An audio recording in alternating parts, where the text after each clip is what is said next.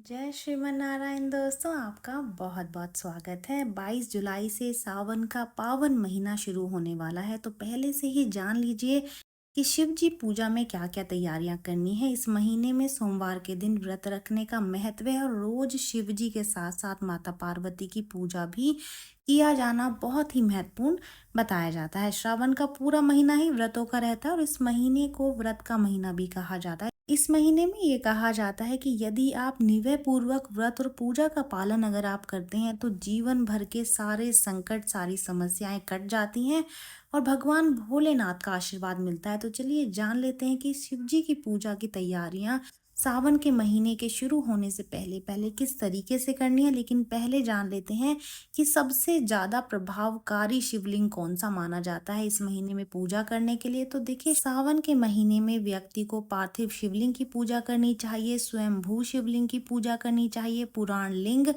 परद शिवलिंग और इन चारों की पूजा करनी चाहिए। लेकिन इन चारों में जो सबसे ज्यादा प्रभावकारी जो शिवलिंग माना जाता है वो स्वयंभू शिवलिंग को कहा जाता है। इस शिवलिंग की पूजा करने से सारे जो संकट है, सारी समस्याएं दूर हो जाती हैं। तो सावन के महीने में स्वयंभू शिवलिंग की पूजा आपको जरूर से करनी है। पूजा स्थल पर क्या क्या तैयारियां करनी है वो जान लेते हैं। तो अपने घर के पूजा स्थल को अभी से ही साफ सुथरा और बिल्कुल नया कर दें। अच्छे से शिवलिंग के साथ पांचों देवों की जो स्थापना है वो कर लें। शिव पूजा में 12 चढ़ाने वाली सामग्रियों की भी आप अरेंजमेंट कर लें। वो कौन कौन सी सामग्रियां, जैसे कि पहली है जल, दूध, दही, शहद, घी, चीनी, इत्र, चंदन, केसर, भांग, लाल रंग का फूल, शिवा मुट्ठी। शिवा मुट्ठी का मतलब है जिसमें कि 5 दालें या फिर 5 अनाज होते हैं, जैसे कि अरहर की दाल, अक्षत, गेहूं, काला तिल और मूंग की दाल। ये शिवा मुट्ठी कही जाती हैं। तो ये वो 12 चढ़ाने वाली प्रमुख सामग्रियां हैं जो कि शिव पूजन में इस्तेमाल होती हैं।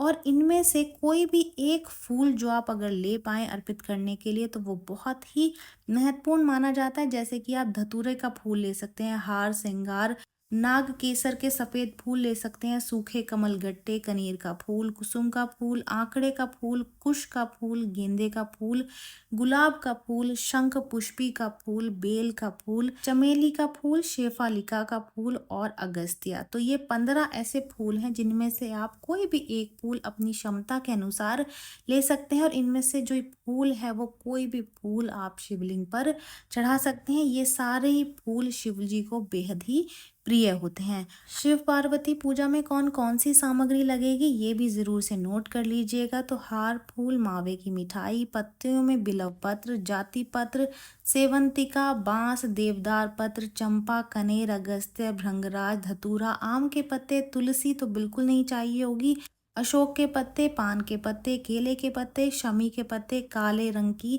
गीली मिट्टी, पीले रंग का कपड़ा, जनेऊ, धूप, अगरबत्ती, कपूर, श्रीफल, कलश, अबीर, चंदन, तेल, घी, दही, शहद, दूध और पंचामृत। श्रृंगार में हरी चूड़ियाँ, हरी चुनरी, आलता, सिंदूर, बिंदी, मेहंदी, हरी कंघी, शीशा, काजल, कुमकुम, सुहाग पूड़ा और श्रृंगार की जो भी चीजें होती हैं जरूरत की, वो सारी चीजें ही आपको शिव पार्वती पूजा की सामग्री में सम्मिलित कर लेनी है। तो शिवा मुट्ठी जान लेते हैं कि उसमें आपको क्या क्या करना है। तो यानी कि जो पहला सोमवार है उस दिन शिवा मुट्ठी में आपको कच्चे चावल यानी कि कच्चे चावलों की 1 मुट्ठी आपको अर्पित करनी है। दूसरे सोमवार में सफेद तिल 1 मुट्ठी भर आपको अर्पित करनी है। तीसरे सोमवार को खड़े मूंग यानी कि जो साबुत मूंग होती है उसकी मुट्ठी अर्पित करी जाएगी। चौथे सोमवार को जौ की 1 मुट्ठी आप अर्पित करें। यदि 5 सोमवार है तो ठीक है, लेकिन अगर 5 सोमवार नहीं है तो जो भी आखिरी सोमवार है उस दिन आप 2 मुट्ठी भोग भी अर्पित